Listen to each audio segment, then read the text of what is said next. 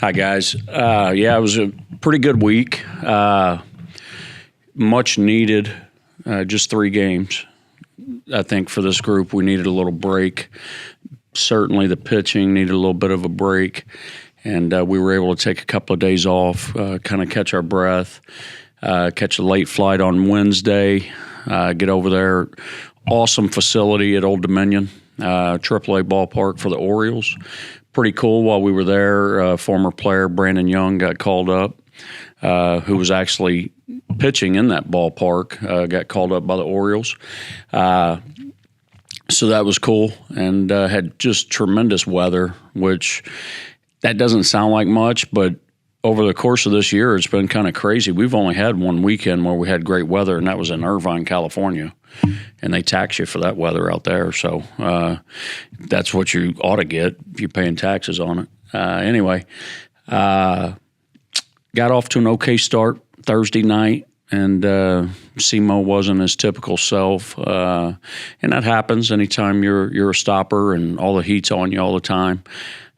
Tip your cap to those guys. They had a good approach, but then brought in Tate Hess, who allowed us, pitched, 5-6 great innings, allowed us to get back in that game. Overcame a 3-run deficit, I believe. And, Tate had worked with Gunner. They made an arm stroke adjustment, and it's just the power of making adjustments in this game. And now he looks like a new guy. So able to get that Friday night win, which we've become accustomed to. Never take it for granted, but those have been in our favor lately. Saturday, kind of same song, second verse on a Saturday, although we did get to 5 runs. Overcame another 3-run deficit. Too many stranded runners, miscues defensively, and one tough inning where we give up 2 walks and a hit batter there.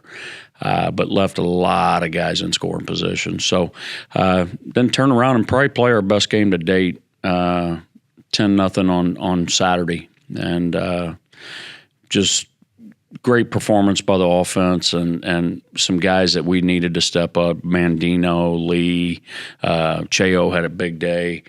Donkey had a big day. And then Tillett just continues to do his thing. He was fighting back spasms all game. Or I have no doubt in my mind it had been another complete game shutout by him. So feeling pretty confident right now, this group is, which is much needed. After grinding up and down for a lot of the year, heading into a 5-game week with Grambling, who's hovering right around 500, Nichols, who plays everybody close, doesn't matter the team, and old conference rival in Georgia Southern. So well-coached team there, and always full of grit and fight, those guys. So we had a great Easter.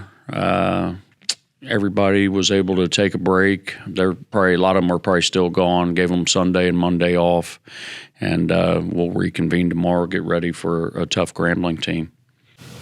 What have teams been doing to kind of get Simo's pitch count up that y'all need to figure out a way to kind of counteract to get him? I think he's just gone through a little midseason. He missed a couple of weeks there, which is tough. And then he comes right back into the action. Extended him a couple of times, more than probably he's accustomed. I think he's gone through about 2 to 3 weeks of just a little fatigue.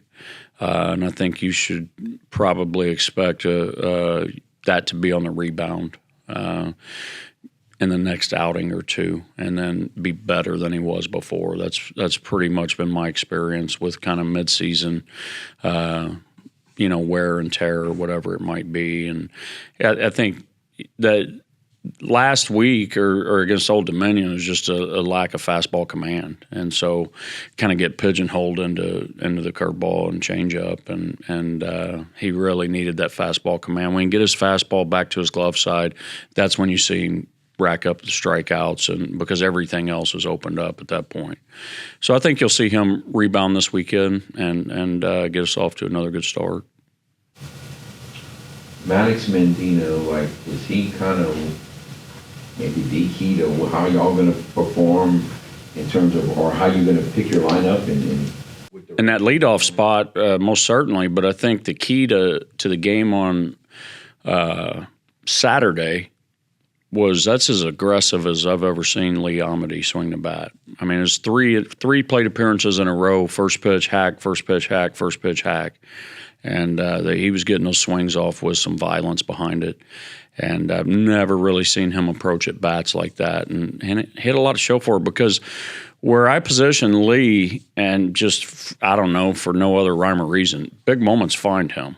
And I thought him having a big day on Saturday really helped us. And Maddox kind of lost in there, was donkey, had 3 knocks. He did a good job this weekend putting balls in play, working a walk. What we did a good job of more than anything was Higgs didn't have to hit for us to win. And that you haven't seen that much this year. But is Maddox, could he become an everyday? I mean, he's been all kind of roles all year. Is he? Well, if he shows back up in town, I promise you this, it'll be 2 days in a row for sure, because I'm running the same lineup out there tomorrow. So, and he will be back in town. I'm teasing, but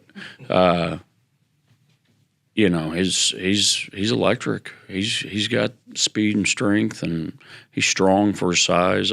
I comp Maddox, and always have, to Johnny Damon, and that's who he reminds me of. And it's just a matter of him slowing down a little bit, being able to command the strike zone, separate balls and strikes, and he's doing that. He's doing a pretty good job of that. I'd like to see him getting some more running situations. It's just, all right, if I know we're reaching base like we did Saturday, then we can run. But it really puts the handcuffs on me when I don't know where the runners are coming from. Did the approach change at all with your offense from last week to this week? Do you think they kind of had a chip on their shoulders in the box?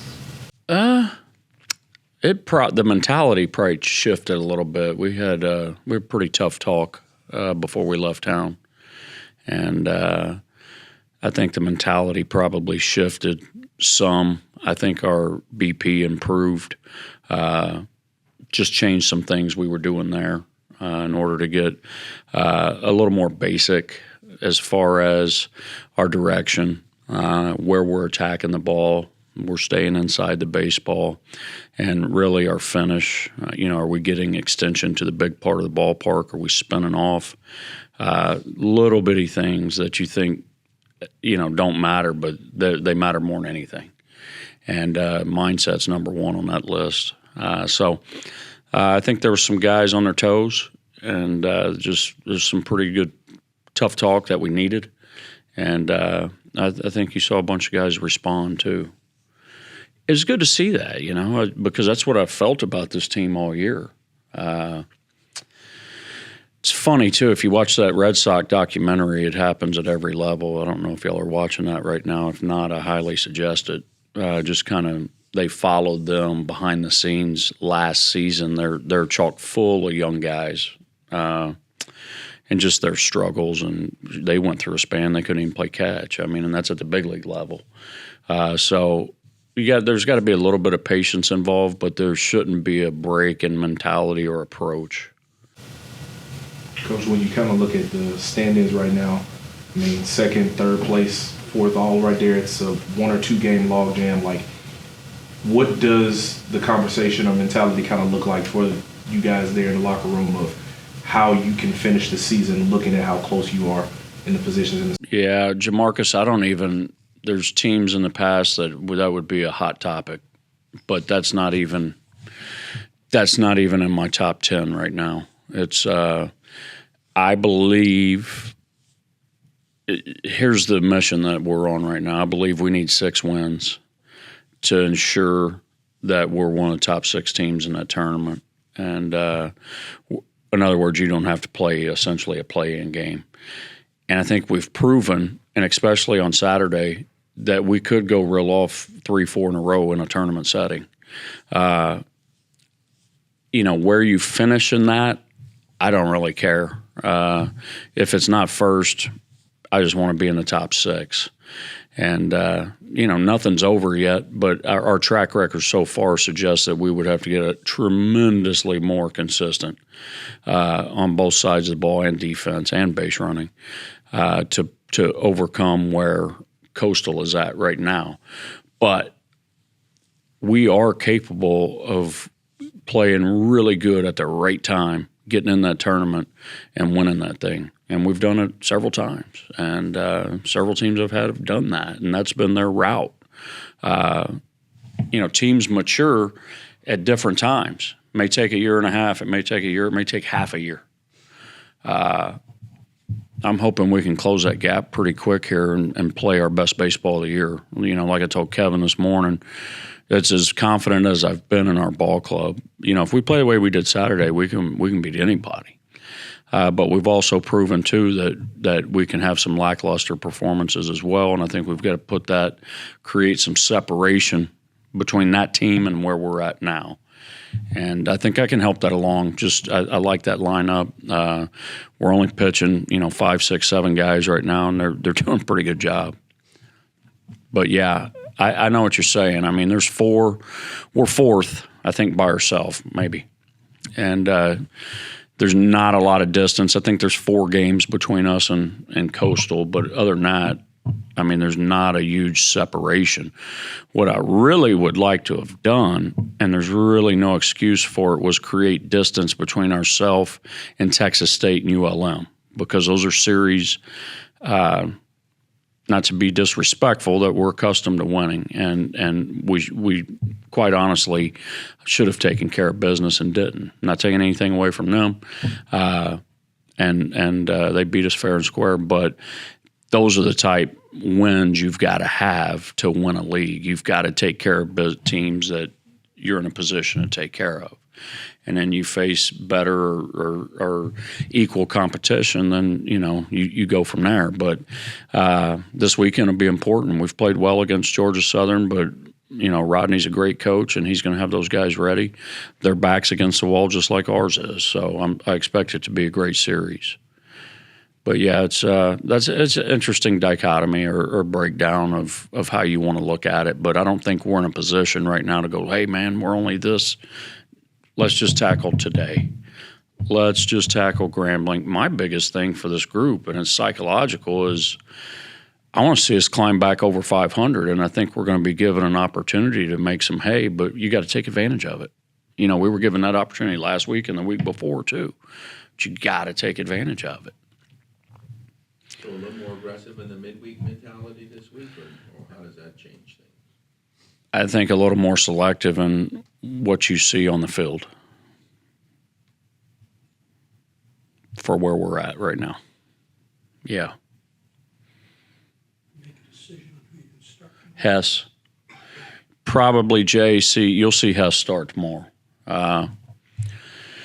You probably see Marcotte start on Wednesday. I don't want what we've done to ourselves is just, in all honesty, put an ugly taste in our mouth heading into the weekend, and I don't want that. And then we go pitch it great on the weekend, right? I don't want that. So we'll see. I'm also working so there's no shocks. There's no TRs going to third or Marshocks going to third, or there's no shock. We're working with Sam Ardwan on the bump right now as well.